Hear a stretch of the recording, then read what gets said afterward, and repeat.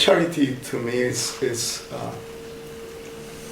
something that happened naturally in life through experiences in my community where I grew up. Yeah. And charity also has another dimension, another form, which is a collective type of charity. So when I first knew about the foundation, I didn't quite understand what it was about until some friends of mine introduced me to it, and it became something that I understood much better. So charity is ingrained in all humans, I believe, and there's avenues to do it locally, such as the foundation at this point.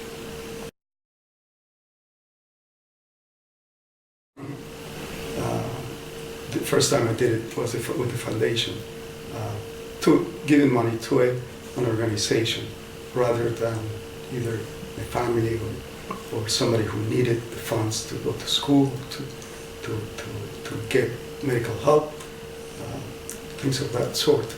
The foundation was the first place where I actually gave money.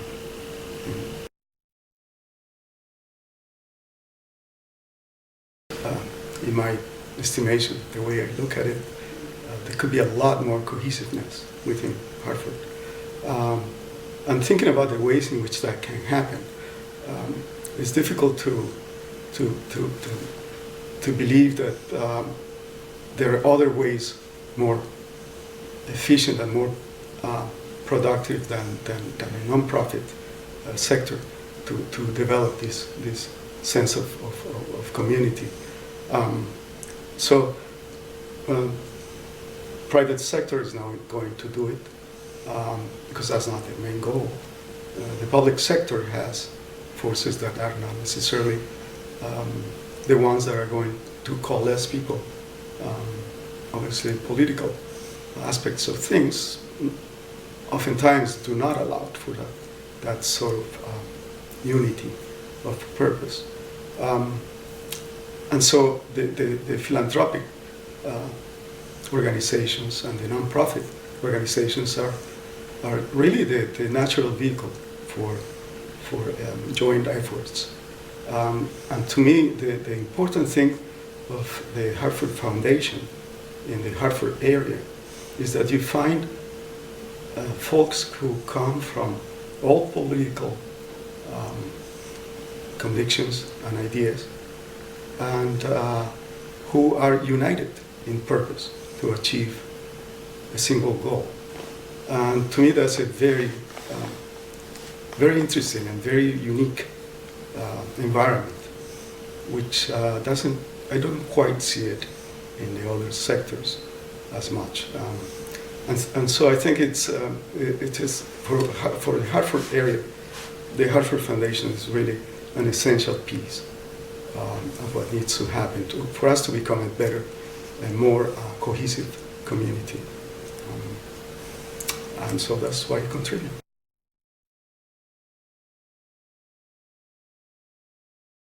A couple of very important issues to ensure that we have healthy communities and communities that are dynamically growing.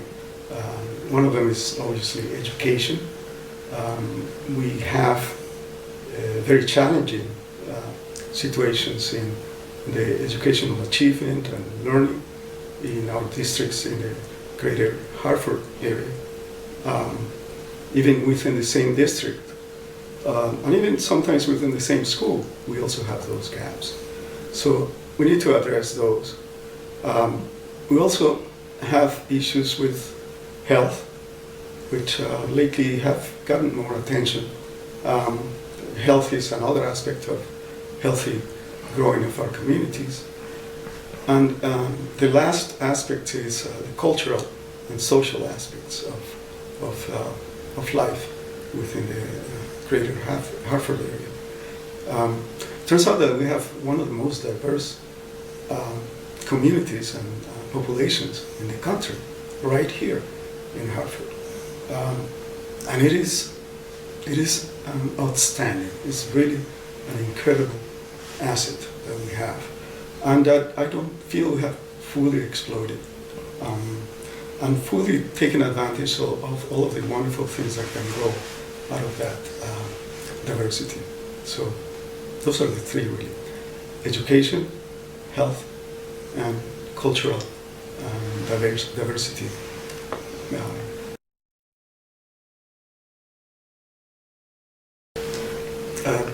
The way to bring together groups that are new and groups that are different to the groups that were that have been in this part of the state for a long time. I believe it has to do with setting a stage for the interactions. I don't believe one can come from the outside and determine or think that one has a complete answers as to how that type of integration and interaction and communal living can happen. I think what one can do is actually to create these settings, create the stages, create the activities, and let things happen. It's pretty much like having a garden. A garden that you don't necessarily control. It's not for you to fully control this garden. It's to let the garden grow and manifest itself in ways that are unique. And I think we have that potential in the Hartford area. Not only we have the Asian populations of Asian origin that are new. We have people from Eastern Europe. It's a great amount of folks who come from Eastern Europe, folks who come from other countries in Asia, folks from India, Pakistan. There's a tremendous diversity. The community where I live in West Hartford actually is a good example of that. We have probably about 20 countries represented in a place that is not that big. And these folks are eager to participate and to be part of something. We are humans. We all want to belong. We want to feel a sense of belonging. And evidently this is a dynamic growth when you have communities that have people who come from so many different backgrounds. And you also have other folks who have been in those communities for a very long time and who have not necessarily been integrated as well as they could have. So it is a very interesting time. It is absolutely a very interesting time. Because we have the means, I believe we have the understandings, and I believe we have the desire of folks to participate and to create and grow these communities. We just haven't quite set the stage yet. We have to set the stage. That's what I feel. Probably the nonprofit sector is the one sector that is uniquely, that has unique tools to help accomplish that. Because the private sector doesn't necessarily address that in a very sense. It's not the central central function of it, and the public sector is of course worried about other things, and so the nonprofits are more flexible. Nonprofit sector is more adaptable, and also it has because it can involve so many different groups, ideas, and individuals. It has the capacity to actually do a better work in that aspect of integration and creating more dynamic communities. So I do believe that in this case, for this type of activities, the nonprofits are central to that work.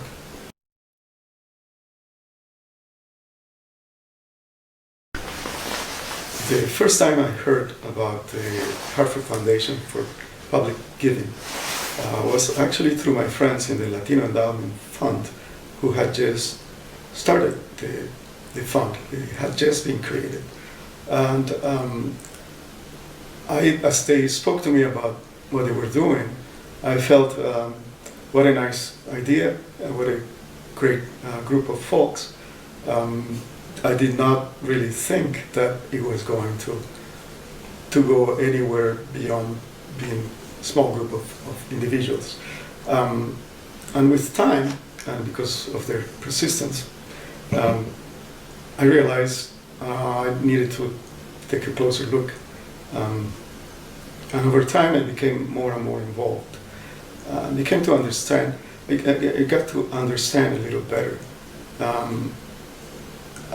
why it's important to have it, and why we need to grow it, and what does it mean when you have a group of individuals with different ideas come to the table and having common goals and the common desires about what needs to be accomplished, come up with the best way to do it. The fund is still a very a small fund. It's not the size it could be or it should be, but it definitely has the kernel of what we need to have in the foundation and in the Hartford area for a group that helps accomplish the ideals that we have about our communities. In this case, specifically the Latino community. One thing that I was very interested about the Latino Endowment Fund is that individuals who became involved come from different walks of life, and Latinos don't usually gather for these purposes. They may gather for business reasons, they may gather for national origin reasons, because of music, or because of or sports, all kinds of different reasons, but not necessarily to think about who are we, what can we do, what is our situation of Latino community in the Hartford area, and what can we do? What can we do from the nonprofit sector?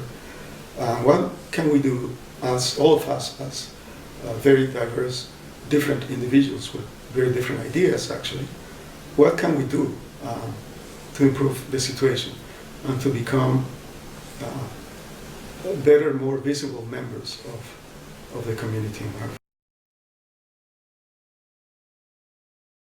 I grew within the Latino Endowment Fund. Was a very organic. I grew in an organic fashion, I would say. Because I'm not necessarily somebody who's out there waving a flag. Usually I'm the guy who sits in the back and thinks about everything that is happening and leaves the room still thinking about everything that happened and comes back to the room thinking about what happened last time. And not necessarily the person who talks first. My friends in the group were actually the folks who encouraged me to say more and to come up front about things and ideas. And I think that's another aspect of it, the collegiality and the friendships that develop, and the way in which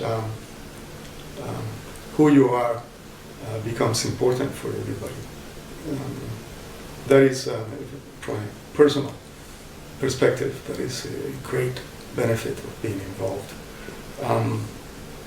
I also had the opportunity to join the Catalyst Fund and observe a very mature fund within the Hartford Foundation, how it operated, how it developed their ideas, and the kind of unity and cohesiveness that is created within such funds.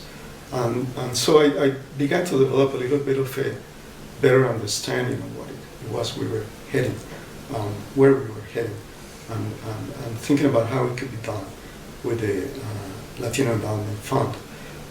The Latino Endowment Fund was created with a initially with a very focused purpose within the Hartford area, which was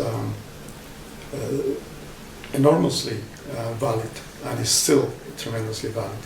At the same time, the fund is developing into the thinking of folks who are in the participating directly with the fund. The thinking is developing to other levels. It's expanding, and I think that is wonderful. That is a wonderful thing to see. So you're seeing a maturing of the Latino Endowment Fund, and it's a progression. It's a progression. It all belongs to a development, and so you plant a seed, and you see it grow, and you nurture what you're growing, and you expand it, and you show it, and you make it part of the big garden that I was talking about before. So that is how I see the fund, Latino Endowment Fund, and the Hartford Foundation. And again, I don't believe there's any other avenue in the Hartford area that is that has as much potential as the Latino Endowment Fund to actually have an effect in improving the conditions of our folks in Hartford.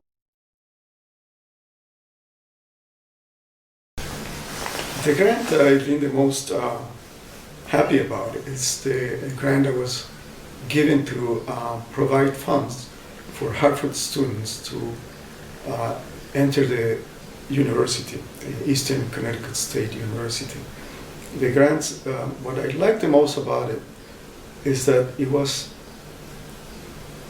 that particular grant was taking students who we're not taking the top students who we know are already going to do well. We were taking the students who had a spark in their eye, is how President Nunez at Eastern Connecticut State University calls it.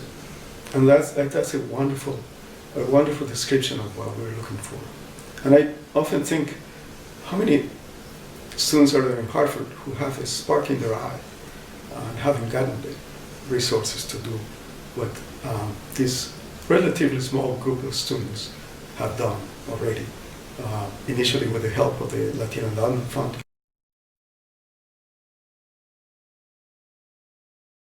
In my opinion, that grant to Eastern Connecticut State University for Hartford students was the perfect example of what we can do. And we need to do more in many other areas and grow more examples like that.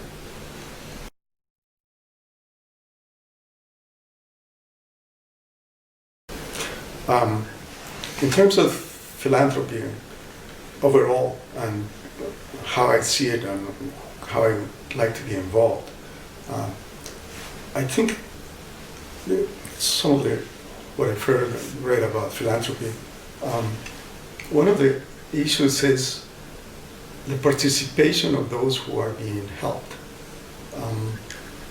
And I go back to my experiences when growing up and in my Latino culture, in which we help others because we know them and because we understand it. And so much of philanthropy, it needs to be examined in terms of whether the involvement of the folks who are being helped is sufficient and whether they are participating at the table in the solution of their own problems. So it's a slightly different concept that coming from the outside and injecting some resources and ideas and hope into the community or in the solution of a problem. It's slightly different than getting the folks who are actually human beings who are living those situations and who are feeling the effects of those situations directly being connected and in shaping the projects, in shaping the way in which the help is being given. And I think that is a critical part of these efforts. And I think that philanthropy has that opportunity at this point. I'd like to be in some way involved with trying to develop that way of work.